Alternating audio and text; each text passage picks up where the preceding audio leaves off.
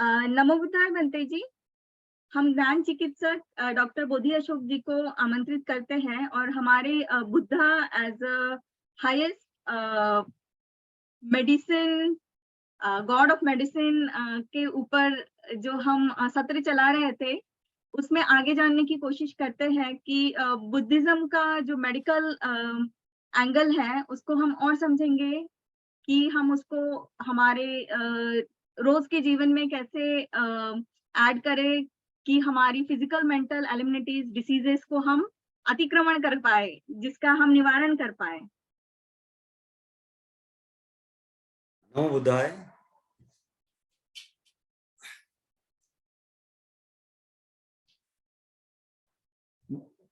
Medical science में एक तीसरी चीज बताइए नर्वस सिस्टम के बारे में कि हमारे पास जो नर्वस सिस्टम है उसका तीसरा हाईएस्ट फंक्शन ऐसा है body image, the cell body image. ये ऐसा ही लिखा हुआ है।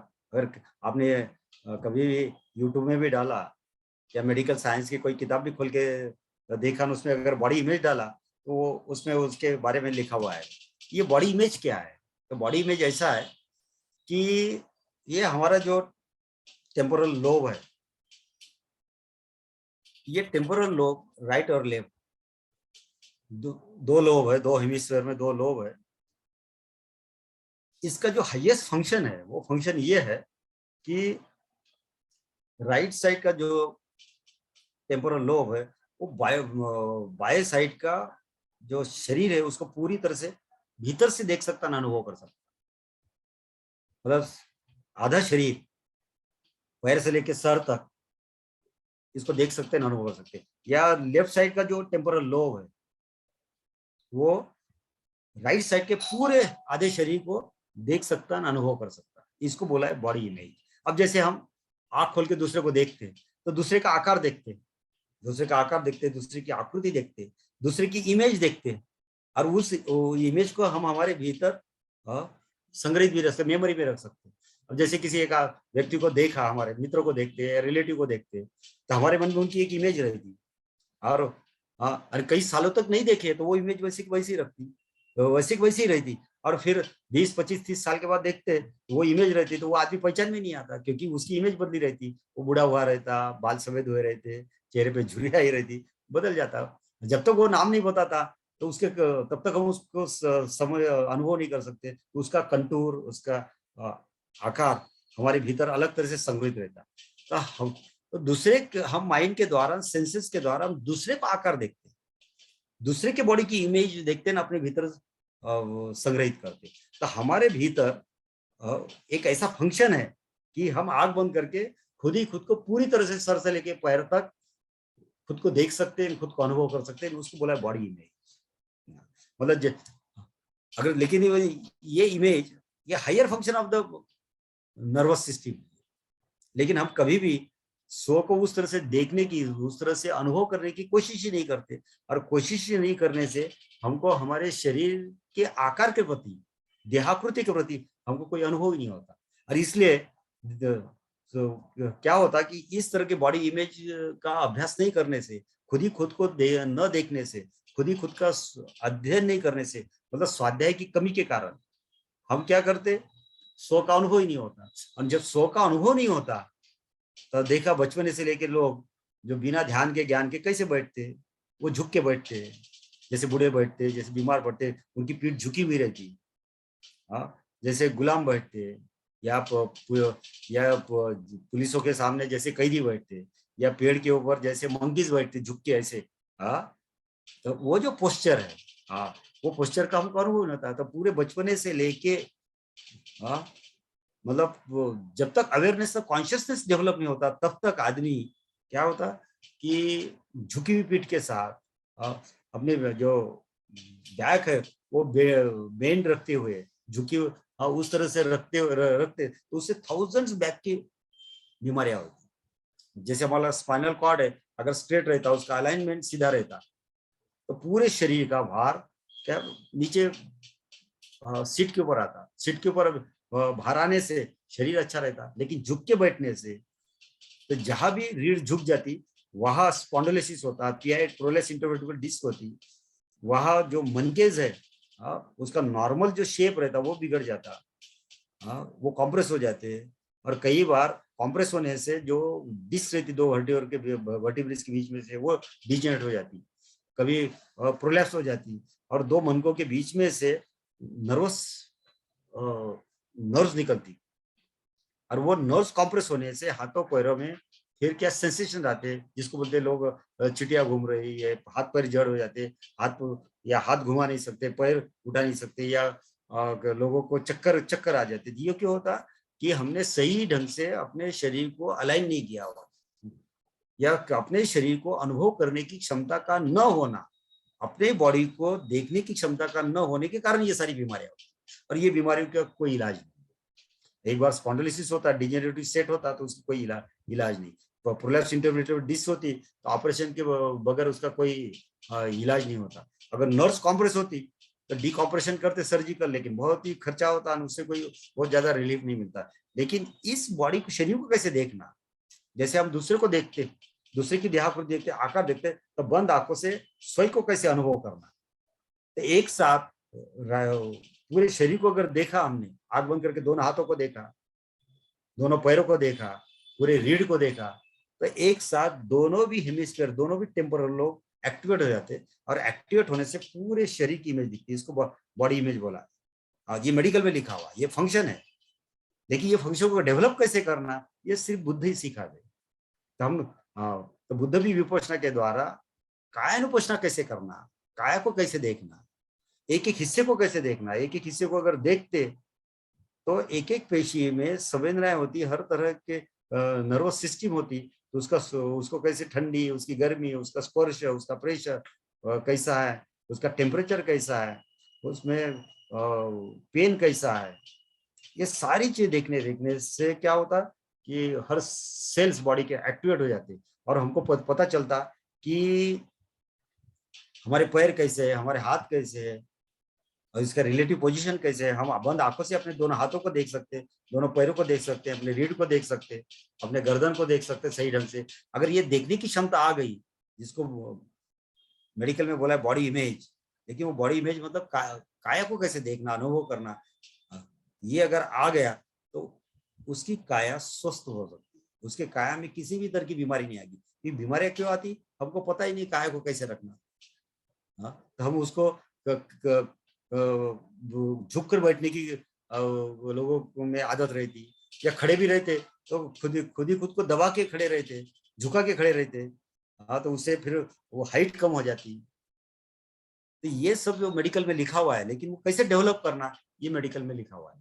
तो ये बुद्ध सिखाते कि तुम अपने काया को देखो, और काया को देखोगे तो तुमको पता चलेगा कि how I am sitting, how I am standing. मैं पढ़ाई कर रहा हूँ तो मेरे काया की स्थिति कैसे है, काया की आकृति कैसे, ये खुद की आकृति को देखा और अनुभव किया, और out of consciousness, out of awareness, out of meditative practices, तो उसका शरीर कभी स्वस्थ नहीं होता। जैसे मैं खुद ही पहले से ही, बचपन से ही ध्यान के बारे में सुन रहा हूँ, योग के बारे में सुन रहा हूँ, मेडिटेशन धीरे धीरे बचपन से करते आ रहा हूँ।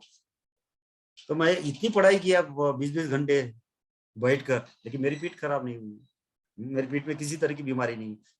मेडिकल साइंस की भी स्टडी किया, और मैं अभी 35 साल से मेडिकल प्रैक्टिस कर रहा हूँ, तो मैंने लाखों पेशेंट चेक किए, सुबह 9 बजे से लेकर 12 बजे तक नॉन स्टॉप बैठ के प्रैक्टिस किया। लेकिन मुझ में जो अवेयरनेस था खुद ही खुद को देखने का, शरीर को पैर से लेकर सर तक अनुभव करने का कि मेरा शरीर कैसा है, तो मैंने हमेशा उसको सीधा रखा, सीधा रखा। और तो सीधा रखने से मुझे कभी कोई वर्टिब्रल प्रॉब्लम नहीं हुआ, स्पाइनल पार्ट का प्रॉब्लम नहीं हुआ, न्यूरोलॉजिकल प्रॉब्लम ना, नर्वस सिस्टम का कोई प्रॉब्लम नहीं हुआ। प्रॉब्लम तो ये जो है बॉडी इमेज, जो मेडिकल साइंस में लिखा हुआ है, वो अगर हम बुद्ध को समर्पण करके अगर बुद्ध की ध्यान विधि विपश्यना को समझ लेते और जान लेते हैं, अपने जीवन में उतारते, तो तुम्हारे पास एक स्वस्थ शरीर हो सकता है। और ऐसा है कि जिसके पास स्वस्थ शरीर है उसके पास स्वस्थ मन होता है, और जिसके पास स्वस्थ मन है वही शरीर मन का संतुलन साध सकता है, विचार भावनाओं का संतुलन साध सकता है, वृत्ति प्रवृत्तियों में संतुलन साध के उसके पार जा सकता, ये विचार भावनाओं का, शरीर मन का संतुलन साधने का, उनका सिंथेसिस करने का, उसमें हार्मनी क्रिएट करने का, एक अलग तरह का इजनेस डेवलप करने का, तभी हम उस शरीर मन के पार जा सकते। जिस मनुष्य के पास अस्वस्थ शरीर है, कमजोर शरीर है, वो उसके पास स्वस्थ पॉजिटिव माइंड नहीं हो सकता। अगर उसके पास स्वस्थ एंड पॉजिटिव माइंड नहीं है तो ही that person can not go beyond mind, और बियॉन्ड माइंड नहीं जाएगा तो वो जो कॉन्शियसनेस है मन के पार, वो कॉन्शियसनेस को डेवलप नहीं कर सकता, और कॉन्शियसनेस डेवलप नहीं करेगा तो कॉग्निशन डेवलप नहीं करेगा, और कॉग्निशन डेवलप नहीं होगा।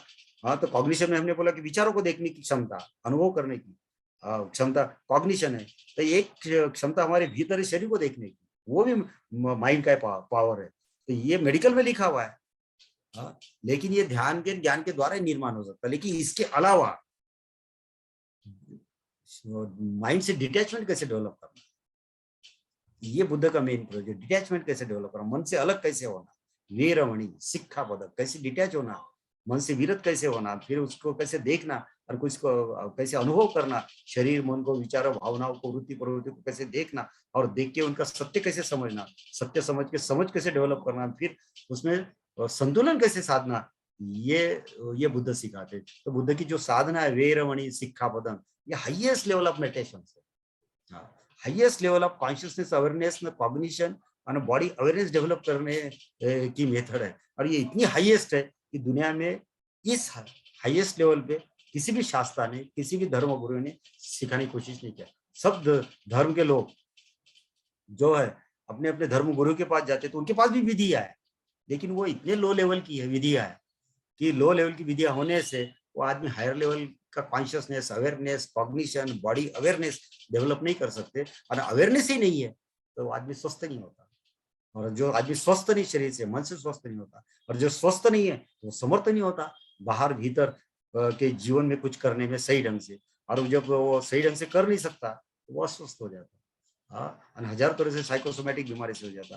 तो इस तरह का जो मेडिकल का फंक्शन लिखा हुआ है वो हम अपने आंख बंद करके सर से लेके पैर तक, पलक बंद है तो देख सकते, हाँ, मेरी गर्दन कैसे वो देख सकते, पीठ कैसे वो देख सकते, मेरे हाथ कैसे है ये अनुभव कर सकते, पैर कैसे अनुभव कर सकते। और ये अनुभव करते करते जिसको देख रहे वो अलग है, मैं अलग हूँ, हाँ, तो अलग होने का अनुभव, और जो अलग है वो हमारे भीतर का कॉन्शियसनेस है, हाँ, वो हमारे भीतर का जो खुद ही खुद को देखने वाला कॉन्शियसनेस है, उसी को लोग बोलते बुद्धास कॉन्शियसनेस। कोई लोग उसको बोलते क्रिस्ट कॉन्शियसनेस, कोई उसको बोलता गॉड्स कॉन्शियसनेस, लेकिन वो बेसिकली है हायर कॉन्शियसनेस, वो है विटनेसिंग कॉन्शियसनेस, और वो डेवलप करना पड़ता है। विटनेसिंग, जैसे दो आदमी लड़ रहे तो उसको देखते हैं तो वो जो देख रहा है वो विटनेस है, वो साक्षी चेतना है, वो पृथक है, अलग है।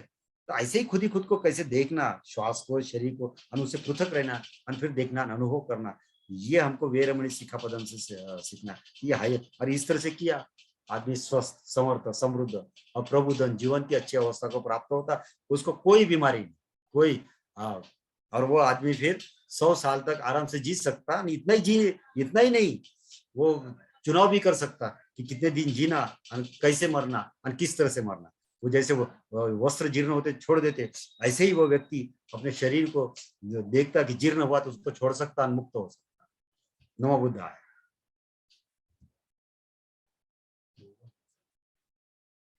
नमो बुद्धाय भंते जी, ये बहुत ही नॉलेजेबल सेशन हुआ हमारा, और बहुत सारी नई चीजें पता चल रही है कि जैसे आपने बोला बॉडी स्कैनिंग, तो अगर हम सच में एक लेवल ऑफ बॉडी स्कैनिंग पे पहुंच जाते हैं तो शायद हम अपनी बॉडी में जो डिफॉल्ट होते हैं या जो निगेटिविटी एक्यूमुलेट होते जाती है या कुछ ट्यूमर डेवलपमेंट, वो हम पहले ही स्कैन कर पाएंगे, और शायद ध्यान के जरिए हमें पहले ही पता कर पाएंगे अपने अंदर से कि हम क्या हो रहा है। और जब तक हम किसी भी चीज को साक्षी भाव से देखेंगे नहीं, तो इन अ लेमैन्स टर्म कि जब तक हम किसी चीज को देख नहीं पाएंगे तो समझ नहीं पाएंगे कि उसमें गुण क्या है, दोष क्या है, और फिर उन दोषों को ठीक भी नहीं कर पाएंगे। तो ये जो साक्षी भाव से देखने का भी तरीका जो हमें बुद्धिज्म सिखाता है, ये भी बहुत जरूरी है अपने आप को एक सुपर ह्यूमन लेवल तक या एक अच्छे हेल्दी ह्यूमन मीन्स खुद के ही फायदे के लिए, एक अच्छे हेल्दी ह्यूमन के लिए, डेवलप होने के लिए बहुत जरूरी है। और बोलते हैं health is a wealth, means अपने हेल्थ से बड़ी कोई वेल्थ नहीं है। तो ये बिल्कुल ही नया एंगल है कि हम अपनी हेल्थ डेवलप कर सकते हैं मेडिटेशन फॉलो करके और बुद्ध के बताए हुए रास्ते पे चलते। तो बहुत ही तो जानकारी। बुद्ध से हमको एक ही चीज सीखने का है कि जो फंक्शंस है सेंट्रल नर्वस सिस्टम के, माइंड के, ब्रेन के, उसके एक्टिवेट कैसे करना है और एक्टिवेट करके उसके द्वारा स्वस्थ शरीर, स्वस्थ मन कैसे डेवलप करना और फिर कॉन्शियसनेस की जीवन की ऊंचाई को कैसे प्राप्त करना, ये हमको बुद्ध से सीखना है। ये सब मेडिकल नॉलेज, इसलिए बुद्ध को हम बोलते हैं ये super scientist of the body and mind. ठीक है, नमो बुद्धा। नमो बुद्धाय बनते जी, धन्यवाद।